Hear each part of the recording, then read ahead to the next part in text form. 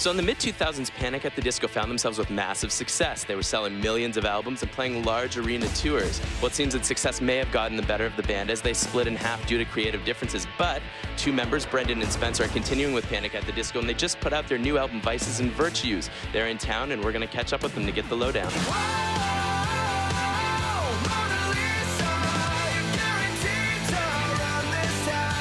All right, guys, thanks for hanging out. You know, when approaching Vices and Virtues, how much of, your attitude was that this is a fresh start? We just kind of knew that people were going to look at it as a fresh start. Our fans were going to approach it knowing that it was something different. But at the same time, I think, the reason that we stayed as Panic is because we felt like we were wanting to do something that's more in line with what the band had done before. We didn't have a concept for the album, but we knew where it was going to go. And we were on the same page of what we should do musically. It was like mostly lyrically trying to figure out a voice of things I wanted to say and things we wanted to talk about.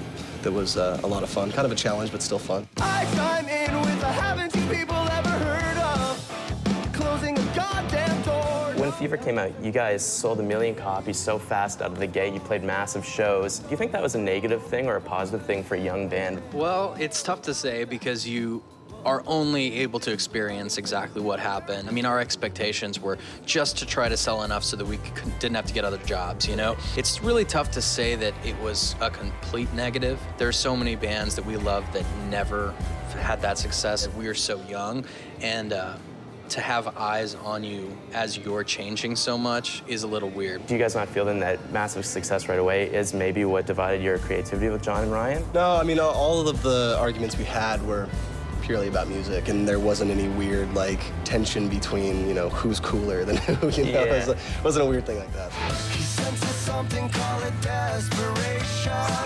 Another dollar, another day. Pete Wentz signed you guys back in the day, and you came up in sort of that, Wentz rock, some people like to call it, sort of thing. Do you think that helped or hindered your career?